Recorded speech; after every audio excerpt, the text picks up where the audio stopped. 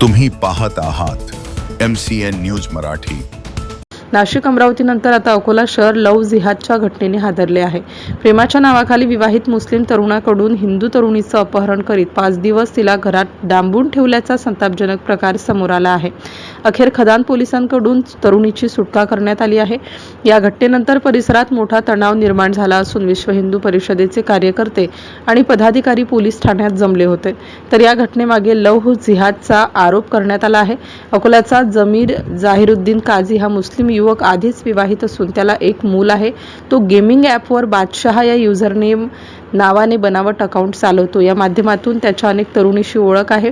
त्यातील हरियाणा राज्यातील एका हिंदू तरुणीसोबत त्याने जवळीक साधली। प्रेमाच्या नावाखाली तिला अकोल्यात आणलं। पुढे गीतानगर भागात स्वतःच्या घरात 5 दिवस ठेवलं।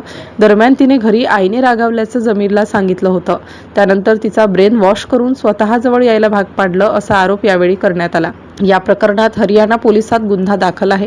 तिच्या शोधार्थ तरुणीचा भाऊ अकोल्यात आला आणि खदान पोलिसांशी संपर्क केला असता सर्व बिंग फुटलं। सध्या जमीर काझी हा पोलिसांच्या ताब्यात असून त्याला हरियाणा पोलिसांच्या स्वाधीन करण्यात येणार आहे। दरम्यान या संपूर्ण घटनेला लव्ह जिहादची किनार असल्याचा आरोप विश्व हिंदू परिषदेने केला आहे। नेमकं 5 दिवसात तिच्यासोबत काय घडलं याचा सखोल तपास झाला पाहिजे अशी मागणी हिंदू संघटनेने रेटून धरली आहे। MCN न्यूज मराठीकरिता धनराज सपकाळ, अकोला। काय तुमचा या प्रकरणावर आरोप आहे आणि काय? बजरंग दल महाराष्ट्र हेल्पलाईन वर आज दुपारी एक फोन आला। त्यावर फरीदाबाद हरियाणाच्या एका व्यक्तीने मला सांगितलं की माझी बहीण एका अकोल्यातील मुस्लिम युवकांनी पळून नेली आहे। तर ते सगळं प्रकरण घेऊन आणि त्या लोकांना घेऊन बजरंग दलाचे सगळे कार्यकर्ते आम्ही पोलीस स्टेशनला आलो। पोलीस स्टेशनला आल्यानंतर पोलिसांनी त्याला त्या ठिकाणाहून उचलून आणलं ज्या ठिकाणी त्याचं हे होतं। त्यात त्याच्यावर कारवाई या ठिकाणी होत आहे।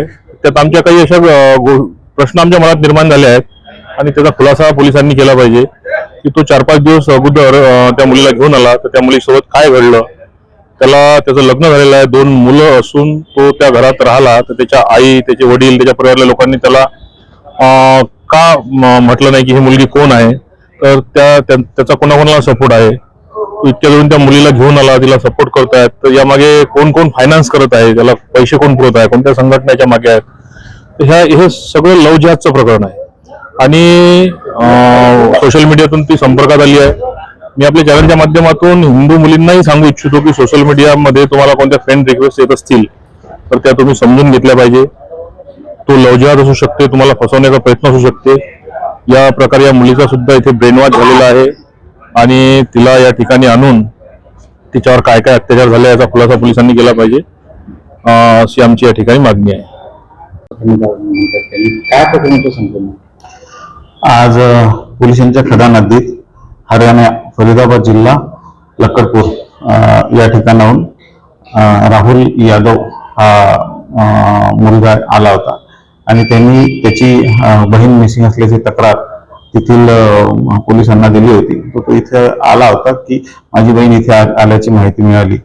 त्यांनी ज्या गोष्टी सांगितल्या त्यावरून आम्ही अधिक तपास करून एक आमची जी काही माहिती मिळाली होती आम्हाला त्याची माहिती आम्ही वरिष्ठांना देऊन आदरणीय जिल्हा पोलीस अधीक्षक अर्चित चांडक, अप्पर पोलीस अधीक्षक आदरणीय Reddy sir, DSP sir Patil sir यांच्या मार्गदर्शनाखाली ह्या मुलीचा आणि त्या मुलाचा आमच्या भागामध्ये पाहणी केली असता ती मुलगी आणि मुलगा जो आहे तो आम्हाला मिळून आला। त्यांना आम्ही पोलीस स्टेशनला आणलेला आहे आणि संबंधित फरीदाबाद जिल्ह्यातील सुरेश जे पोलीस ठाणे आहे तिथले ठाणा प्रभारी आहे त्यांच्याशी मी बोललो। त्यांनी त्यांची टीम जी आहे ती तिथून रवाना केलेली आहे। आम्ही त्या मुलीला तिची वैद्यकीय तपासणी करून आपल्या इथल्या राज्य महिला गृह आहे त्या ठिकाणी आम्ही दाखल केलेला आहे आणि पुढील कारवाई आम्ही करीत आहोत। सर, जी हिंदू महिला होती, मुलगी होती, ते तिला घरी तिच्या आईवडील रागवले होते। त्यानंतर कुठेतरी जो अकोल्यातील मुस्लिम पोरगा होता त्याला तिची फसवणूक केली, काही ते फसवणूक करून त्या हमल्याचा दावा केला जातो।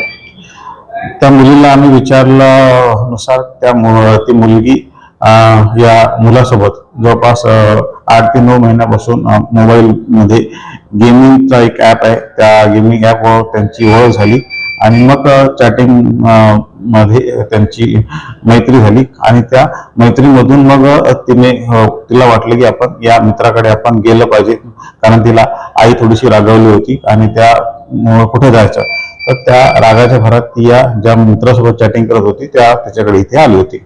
मुलाचं लग्न झालेलं होतं. हा, तो जो मुलगा आहे त्या मुलाचं लग्न झालेलं होतं आणि त्याला एक बाळ सुद्धा आहे.